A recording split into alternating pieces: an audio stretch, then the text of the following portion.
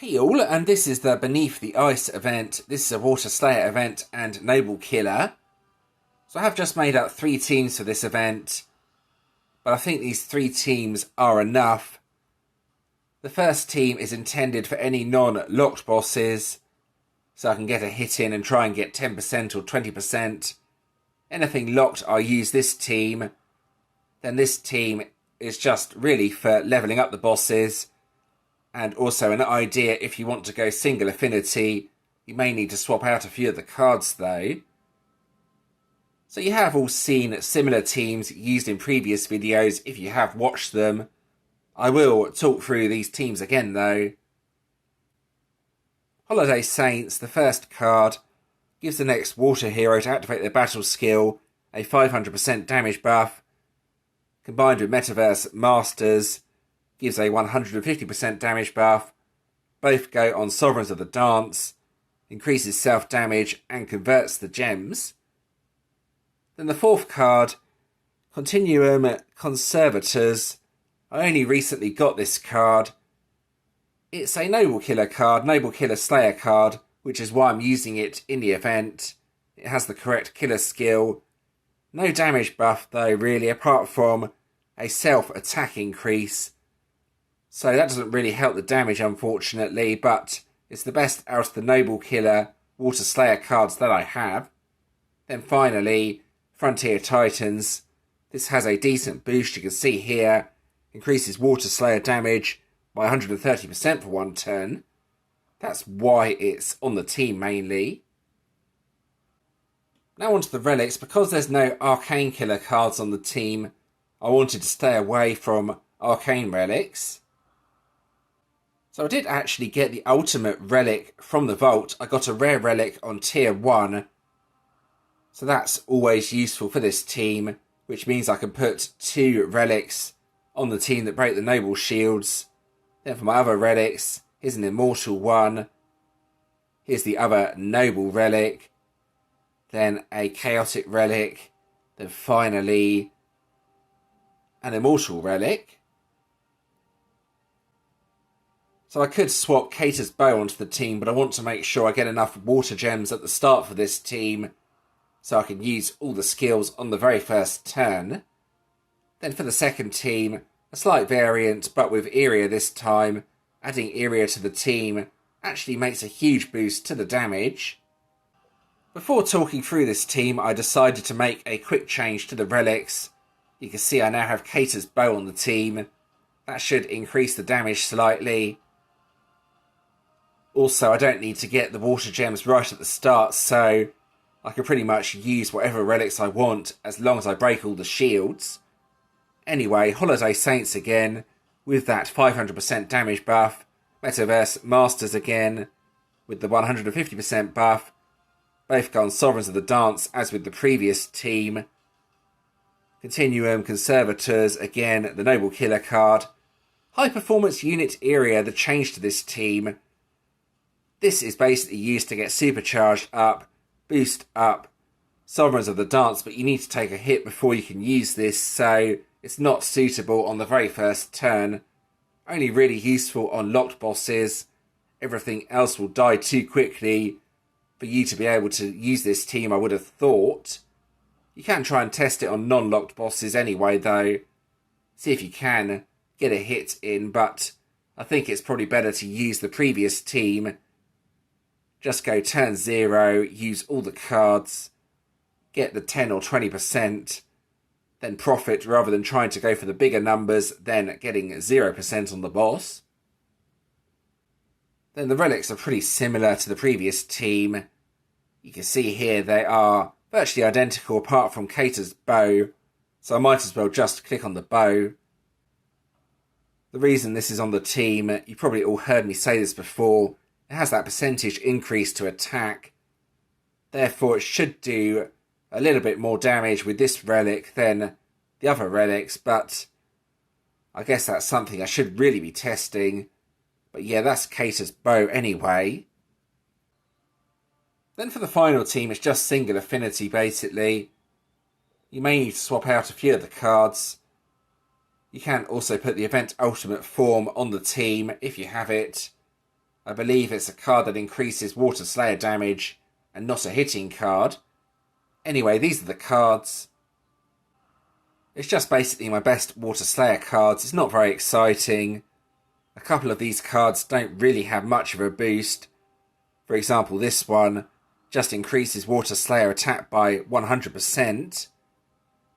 Holiday Saints again with that 500% damage buff. Sovereigns of the Dance again. Lovely self-damage increase. Continuum Conservators. You want to swap this card for the event ultimate form in all of the teams I am showing if you have it. That should hopefully optimise the damage. Then at the end, again, Frontier Titans with that nice Water Slayer damage increase. The relics are the same as the first team, so not much point in talking about them again. They're just in a different order, which doesn't really matter too much. So pretty much all the teams I've seen are basically variants of these three teams. Quite a few single affinity teams, teams just using Metaverse Masters, and then teams using both Metaverse and Area. You could also try Supreme Santa if you still have this card. It's a really old card, but gives a decent boost to Noble Killer attack, as you can see here. Not very often used nowadays, but might be worth trying if you are struggling for ideas. But anyway, that's the teams I have for this event. Let's get on with the actual event. Here we go.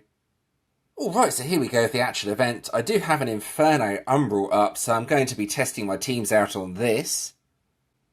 Right, so this boss has blind on it. That could be a slight problem, actually.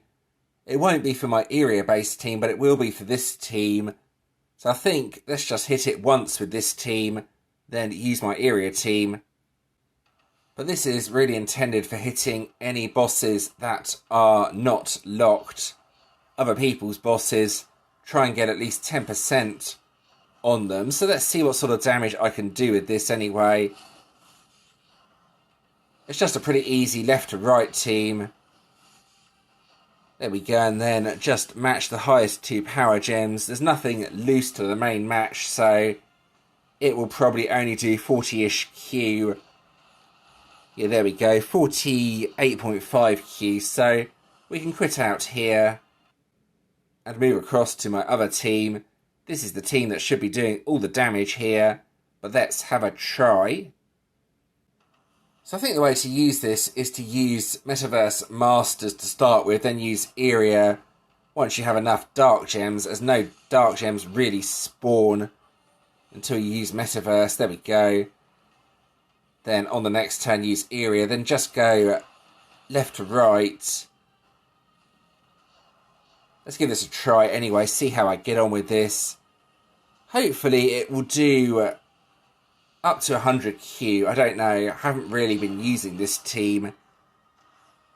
But for any locked bosses, it's definitely the best option, especially with blind, as, well, it removes blind, so yeah, it's pretty effective, possibly. Let's see. There's one loose power gem. Oh no, two loose power gems. Okay. So this should be a decent hit. But let's find... Oh, wow. Wow, I wasn't quite expecting the hit to do that much damage. Okay, that was kind of unexpected, but a rather nice result. That's some good damage there, but only really suitable on locked bosses. So I might as well test out my other team on one of these bosses. I can kill these with one key using the first team, but I'm interested to see if this team can also one key kill them, so let's give this a go. Right, here we go. So this should be a nice easy left to right team, I would have thought. As long as there's enough water gems at the start to get the skills going, of course. But yeah, it looks pretty good so far. It won't do as much as the Metaverse team, the first team, but it should do reasonable damage. Yeah, actually it's about the same sort of damage, 8.4 Q. So this could be a good option for trying to get 10% on other people's umbrals. I will one key this final green boss with my first team, then call it a day with the team testing. It gives me an idea for what I want to use though. Definitely this team for the locked bosses, then all other bosses, you can either use Team 1 or Team 3. Both teams seem to be doing roughly the same sort of damage. Right. So yeah, left to right, the other team was doing around 8Q or so. Give this a go. Nice and easy.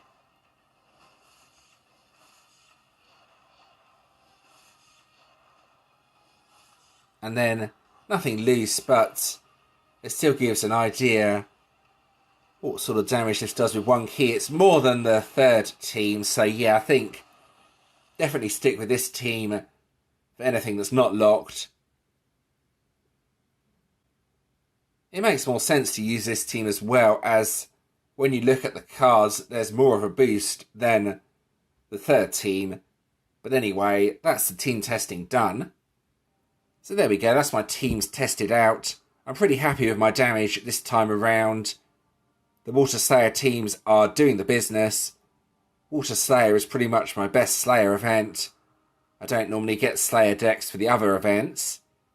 I did also get an Ultimate Warden token, but there doesn't seem to be anywhere to use it currently, which is a bit strange. Anyway, over to the collection. This one isn't too bad. There's a bunch of silver tokens in there. Enough for 8 battles. Plus the gold boss tokens as well. Pretty easy to complete these collections. Let's go ahead and claim all. There we go. All those lovely rewards claimed. The treasure trove. Support coins. There we go. That's that done. Now I will have a quick look to see what it is this time around. The last event was basically impossible without the event decks, so I am in Emperors. I am in the gold section though, even though I haven't really been playing the event too much. So we'll see how I do. The points near the top though are pretty high, so I probably will end up still in Emperors for the next event. And it is a Dragoon. Oh, nice, a Fire Dragoon. Just creates Fire Gems? That's a bit strange. What does that specialise into, though? I can't remember which deck just creates Fire Gems. That seems rather weak how it is now, though, so yeah, you definitely want to see what that specialises into. But that's what it is anyway, a Fire Dragoon. And I will go ahead and claim the random 6-star hero. Right, here we go. What is it going to be this time around? Well, there's some interesting bonus heroes there. Which one am I going to get? I think that may be the main hero, so that's probably the best result. If I was going to get the deck as well, it would be an even better result, but unfortunately, getting decks with just tier 1 of the vault is kind of difficult. I get between 1.5 and 2 decks per season. Here is the actual event deck. So this deck seems to have a bit of everything. Conquerors of Winter increases Water Slayer damage by 275%, which is a really nice boost in itself. Delay all enemies' turn counter by 1. Also increases self-damage. Also dispels one enemy buff when the enemy's turn counter is delayed. Plus has a passive that creates the power gems. Really is a bit of everything here. Looking like a very strong deck. Maybe one to get if I don't like the look of the Light Commander or Dark Commander decks. Then the individual cards, you want the one with the damage to all cards buff. That will be Arrow's Maven. You can see here increases Water Slayer damage by 275%. This on its own will be pretty decent. Also, if you do have the event deck, you can use this with the event ultimate form to get double the damage buff. Unfortunately, the Master Hero on its own is not really going to do much. Increases self-damage, which isn't really useful on an individual card, only really useful on an ultimate form. It doesn't really do that much else if I'm being honest, so yeah, you don't want to just get this card. You want to get the other card if you can only get one of the cards. But anyway, that's what the event ultimate form looks like. Right, and to quickly finish this video off, let's have a look at the news feed. We have the Rune Forge sale. This was quite useful when it was free, but you now have to pay to access it, which is a little bit unfortunate. You can exchange your runes for other runes. It's a shame they've made it only for people who are willing to spend money on this game. But that's what it is. Then the Pink Star Challenge returns. I think this event is complete and utter trash, if I'm being honest. It's really unfair. It favours those who are online near reset. 100,000 gems as well is a huge prize.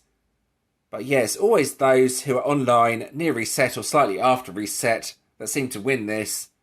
Those like myself with a European or UK time zones don't have that much of a chance, unfortunately. So yeah, I'm not really impressed with this, and hopefully it won't come back, or they'll think of something else. But anyway, that's just my opinion on the event.